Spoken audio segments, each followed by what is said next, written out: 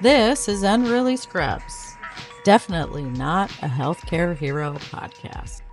I'm your host, Tina, an ER nurse who sometimes pretends to be an ICU nurse. If you've ever cried in your car or questioned all your life choices in the supply room, you are in the right place. Now let's get unruly.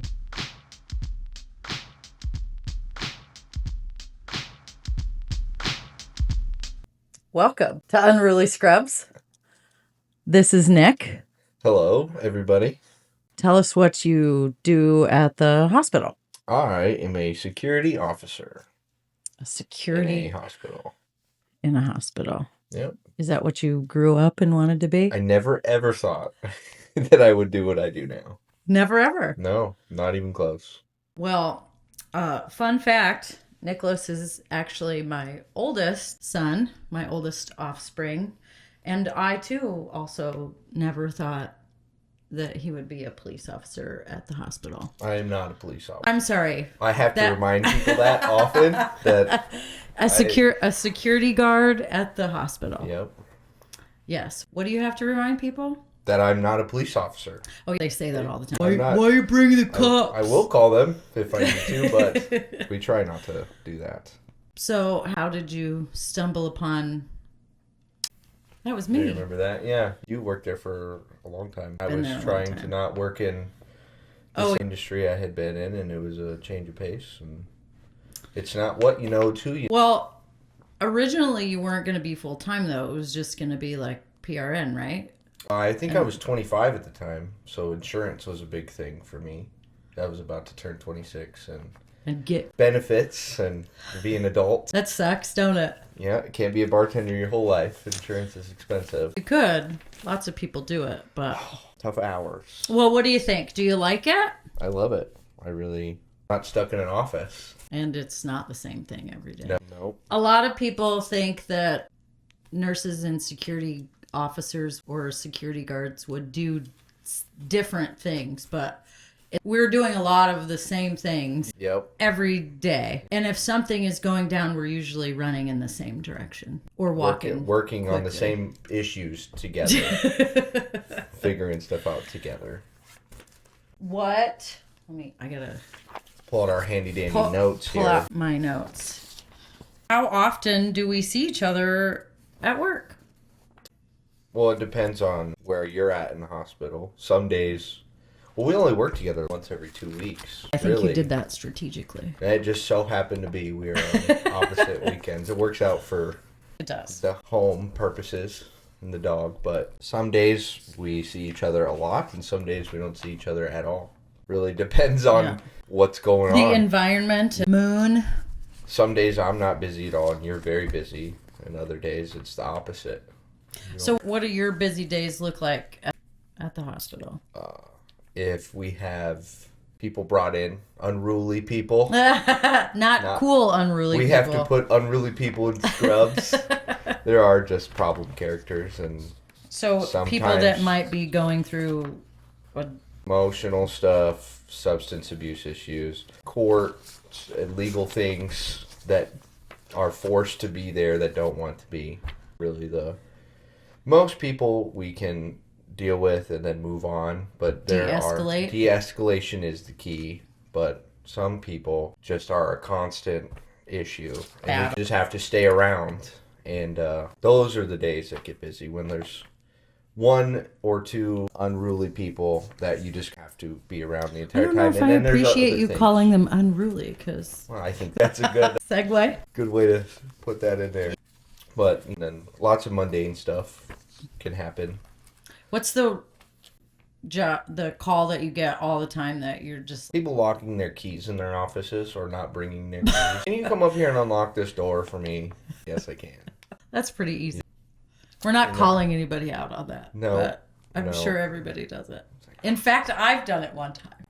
I say the first one's free, and then we start charging after that. That would be great. When you started security, is it what you expected to do at the hospital? No, I really didn't know what to expect. I didn't even know their uniforms were different than I thought. I think that was kind of the nice thing going into it. I didn't have an idea Oh, So I was just a that blank makes sense. slate and ready to learn. So I slotted right in. What do you mean you thought the uniforms would be different? If they didn't say security on them, people mistake us for police officers. We do have a lot of tools and we wear vests. Oh, let's talk about your tools. What tools do you have and how can you utilize them? Who can you utilize them with? I carry 2 pairs of handcuffs, a baton, a type, it's not pepper spray, it's a type of water-based chemical agent that you can use in the hospital. I carry gloves, I carry a radio, a body camera, and then obviously a vest. And is that bulletproof? To an extent, yeah. It's not military grade by any means, but... Right.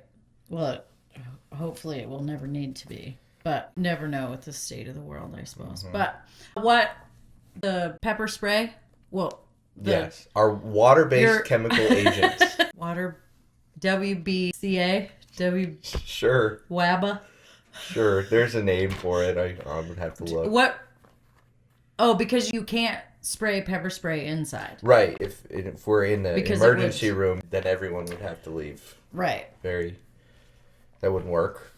And it's probably about 20 pounds of stuff. And have you used any of that stuff? No.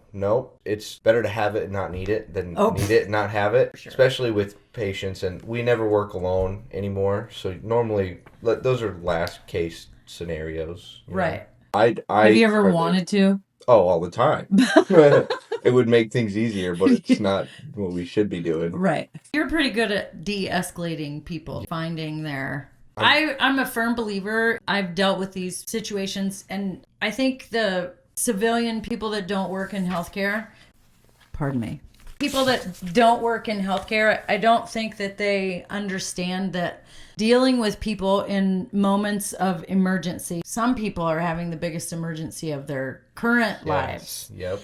And they're coming to you, and it's just another day for you.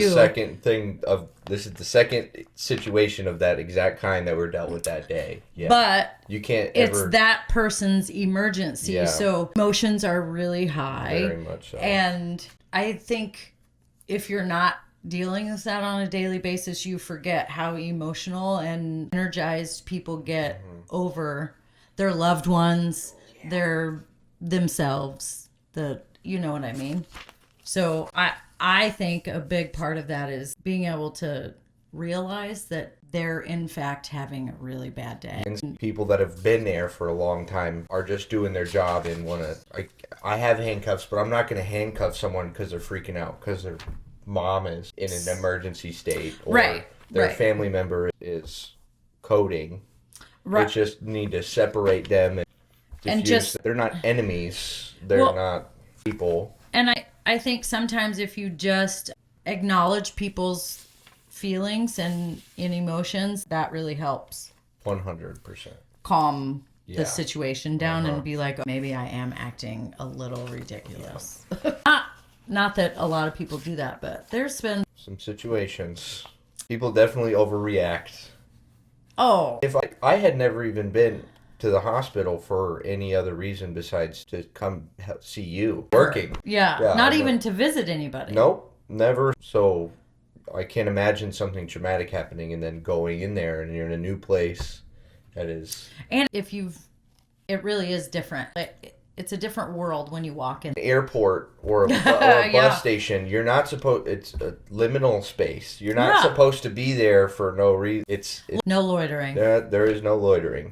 I will enforce that as well, especially on cold days. So back to the fact that you had never been in a hospital. When you first were around everything, what were a couple things that you were like, holy shit, I can't believe I'm doing this? I can think of one, but when you have to take packages... Yes, that was a big issue, dealing with morgue calls and transporting bodies and just being around dead people. That's weird. Yeah, at first it's a hump to get over, but emotionally you learn to not separate it, but understand it in a different light. And it doesn't affect me at all. It used to. You still have empathy and you still... Absolutely. But the first time I was afraid of it because never doing that before, and now it's... And then you're like, I have to do what? Yeah, I'm not getting paid any more for this. This But isn't a bonus? that was told to me that I would have to deal with it, but you don't think you could talk about something and not actually go through that emotion. I remember when you first told me that you had to do that, and I was like, oh shit. I didn't even think about that you would be. That's how fucked up I am, that I'm just like, oh. Well, also, you worked there for 10 years. You're just another day in the office. It's still, there are people that I can still close my eyes and see. Oh, 100. Nobody wants to see a deceased 3-year-old. No. And no, those are the really rough ones that we probably should have therapy. It should be mandated. That's why we all joke have about dark how humor. calloused we are now. Well, I think you have to laugh or you'd cry. What exactly? So what else besides that? How big how much is going on at one time? There's hundreds of people there. Infrastructure is. I see a lot of the back rooms of the hospital that you would never have any reason to go there. I know how to turn off main water valves and do all the fire alarm stuff, and seeing how just some things can be that you just don't think about. Not that they don't work or anything like that, but nobody thinks about it. I still have never seen the boiler room. You don't want to because it's 95 degrees in there all the time. Well, they have one little office that's air conditioned, and the computer guy sits in there. So is somebody down there sweating? No, like, they're in like I picture a coal miner. Even down where all the electronics are, and for the air systems and stuff, it's just hot because everything's on all the time. So many electronics, so much going on.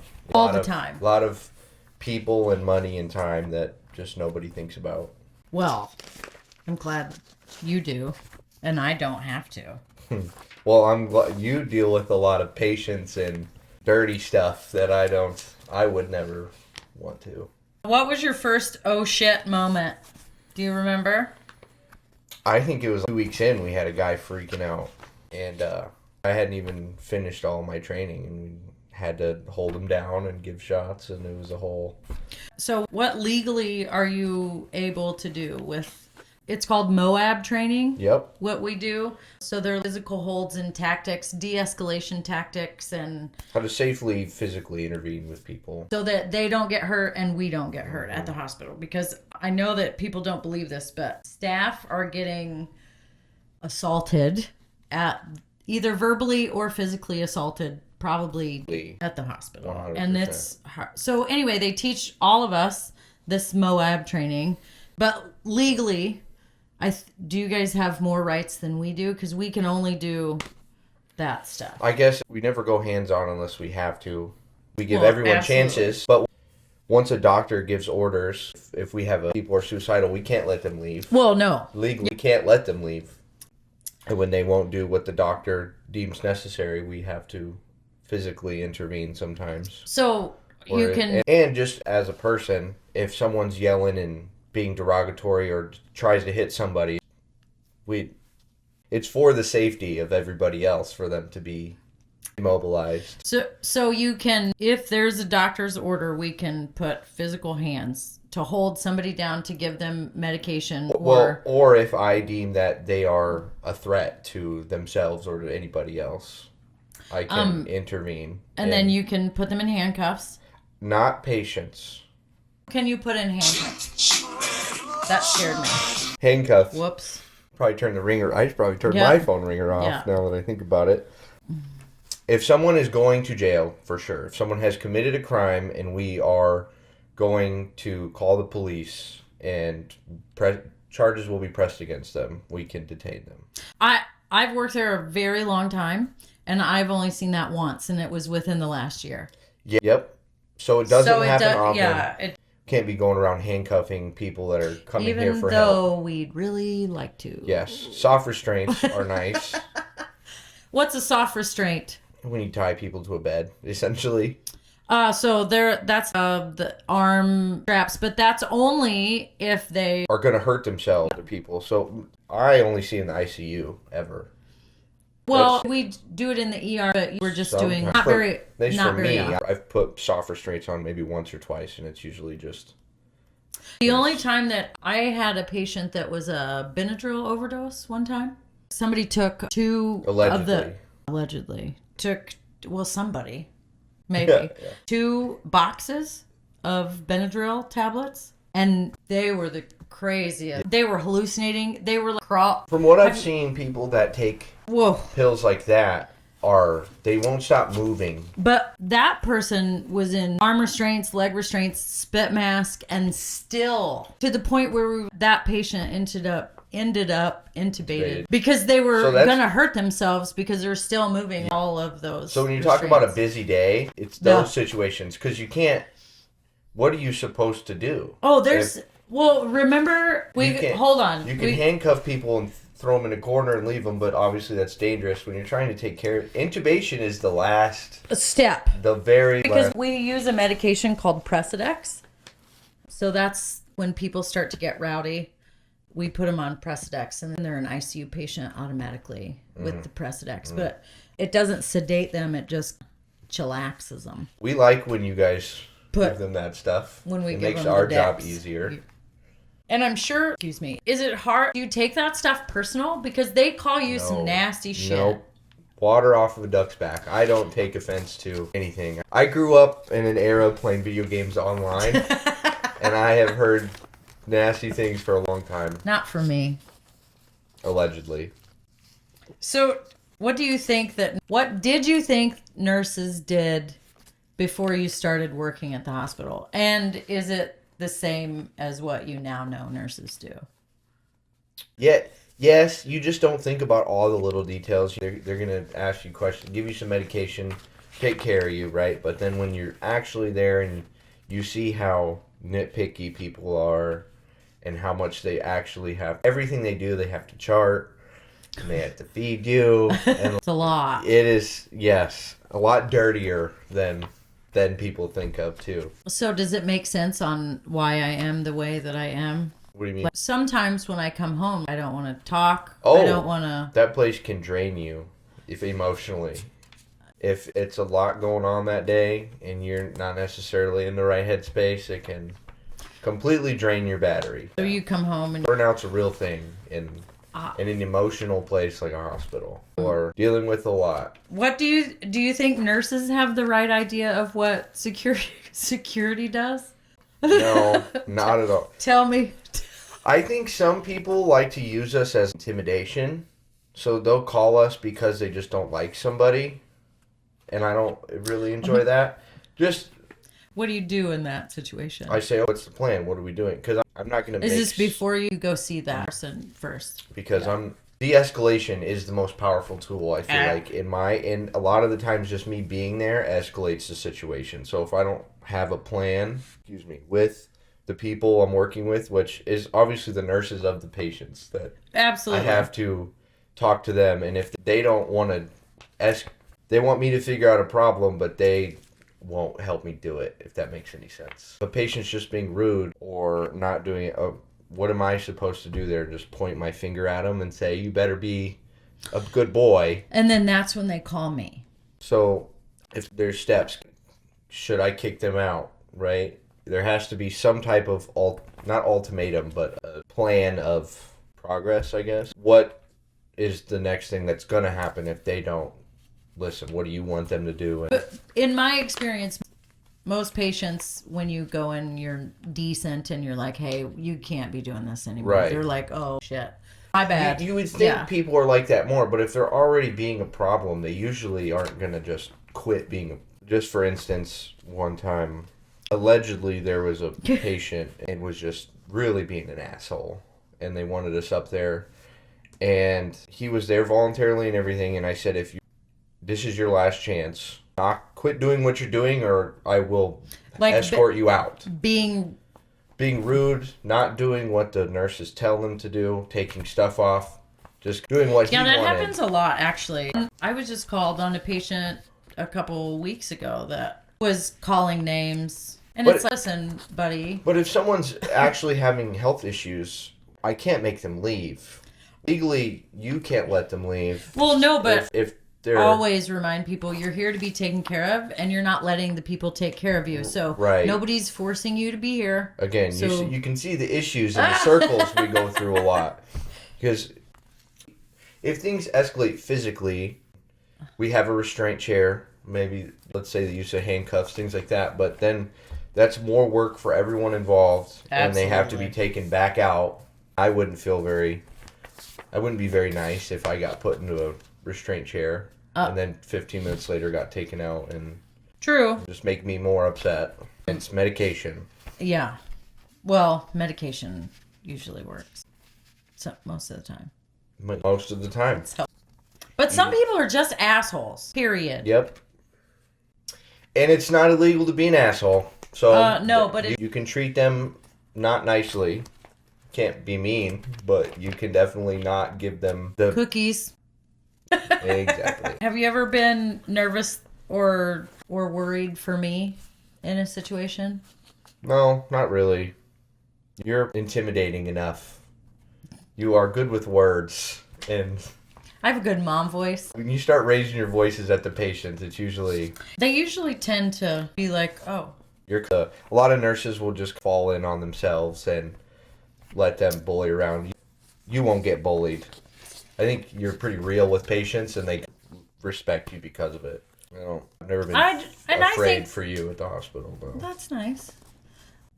I think patients like that can pick up on if you're respectful. If you view them as a human, you know what I mean? Yep, exactly. And it's maybe, I think that's kind of messed up, but they're kind of assholes until you're a little bit of an asshole back, and then that's how they make their human connection. Well, so in a weird turnaround way. I've said this about old farmer guys. Like, you got to tell them a dirty joke or something, and then they're like, oh, wait, she's okay. Yep. Same vibe, different situation, but same. Definitely how we handle things as a group, too. We all carry ourselves differently, and we have to figure out which one of us can build rapport with that patient, and then we'll be the ones to try to deal with them. Let's talk about your most intense situation that you've dealt with. I remember it like it was yesterday. So your most intense moment. Oh, man. And I got a call about allegedly a person, not a patient, barricaded in a room, butt naked. Interesting. Just obviously on some illegal drugs. I think maybe this was a dream. It could have been a dream. A fever dream. A bad book I read. But how long did it take you to find said person and deal with that situation? Well, if I remember correctly. I got a call to come up there, but it didn't sound urgent. I was like, I'll head up there, and then I got another call. It was like, oh, come up here right now. No context whatsoever. Just come up here. And when I get up there in the hallway, buck naked and talking about chairs and tables and computers stuffed up against the door. Fully Armageddon. Paranoia to the T. That, I don't know, 30 minutes, 40 minutes of just... It wasn't anything when you put someone that paranoid like that into a room and now they're surrounded with people and you... Magnify the situation. They start to add and wants to leave, but psychological help at the time. Said situation, a code came in. It was working that day. So they're trying to save someone's life on this side of the hallway, and on this side of the hallway, I'm having this... There was a crowd of people with a psych patient. A screaming crackhead in one, and I'm going to just call him a crackhead, allegedly. And that was, like we said earlier, just busy. That started at 8 a.m., and I didn't sit down until probably 1 in the afternoon. That was a rough day. That was a long day. That was one of the days where we come home and we just... It was a heavy sigh. And then shower. And then nobody speaks for the rest of the day. Drive home in silence. That was a stressful day. Just for everything going on at the same time. And I was the only security guard there at the time. It's just me. For the whole hospital. That's just me dealing with this. But they've recently made changes, so that's good. They're learning. Yeah. No one should be alone. But I don't think the general public understands how insane, and I don't mean from people that need psychological help. I just mean patients are rude. We should have metal detectors. I would agree. But the general public, I think if you told them half of the stuff, they would be like, whatever, you're full of shit. It's not like any place else. People are... I had never called 911 in my life. That's not true. Oh, that I remember. Nick called 911 because the fish died one time. Yes, I did. I was sad for my... But see, exactly, because someone died. Yeah. It meant something to me. I called 911. And this is where they take them, to us. So that's a lot going on. It's a place where all that stuff goes. Most people have never called 911. And then all those calls come to us. There's just a conglomerate of energy there. I say that the house supervisor is the middleman, but I think maybe you are more of a middleman than... People call us for everything. The dumbest stuff. What's the weirdest thing? You're like, dude, I can't believe you brought that to the hospital. They brought to the hospital? Oh, man. People have brought suitcases full of just clothes. One time, they brought bags of groceries. They had a gallon of milk with them. People have because they thought it was going to be a quick trip? People brought their... No, it's usually homeless people that have a lot of things. But then people with mental problems just have random stuff. People have brought... We've had tools, like power tools, sex toys. I've thrown away lots of... discarded lots of drugs. Remember the first time that I had to be a witness? I was like, this doesn't seem right. Yeah, well, shouldn't we call the police? We're not police. And our job isn't to get people in trouble. They came there for issues for help, and they have the drugs. If we call the police, they're just gonna... The police are gonna stay at the hospital.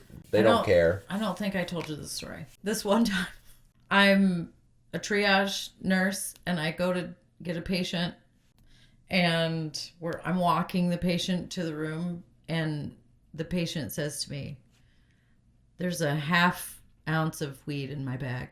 And I just turned around and was like, "Why did you tell me that?" And he's like, "I thought I had to." Now I have to do something about it.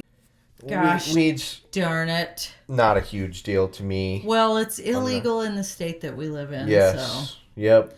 But come on, if you're going to be dumb enough to bring drugs to the hospital, be smart enough not to tell anybody that you have them. Yep. It's funny because the people are regulars that we see often they know better now. They're like, here. They don't give them they have... Discard them before they get there? Yes. Good. Yep, because that's what they know smart we people just do. Get rid of them. It's lots of odd things. Nothing super outlandish in itself, but just the randomness. Right. They'll have a small container full of seashells and screws. Why are you carrying this around with you? It's my emotional support seashell. I guess so. Oh. My goodness. Worst time of day for a security officer? I think it depends on what shift you work. For you, the shift that you work. For me, worst time of day, I'd right away. Please don't call me right when I get there. When you walk in the door. Let me wake up a little bit. And what's the most common call that you have, do you think? Most common? Probably just psychiatric patients, new psychiatric patients in the ER. Because a majority of people are there for help. They're not issues. Oh, just going through some stuff. But we just have them change into scrubs and just go through their bag or whatever they have. Make sure that they're safe and we're safe. And usually it's a quick and easy, just check everything and best of luck to you. Can I get you a blanket? And move on. Yep, and move on. And that happens if they're nice. And nobody understands the power of a ham sandwich. It is a great de-escalation tool for the hungry. And a soda. Yes. Yep. A soda can get you a long way. A very hungry person, I can offer a sandwich and a soda to, and they usually change their attitude. That is true.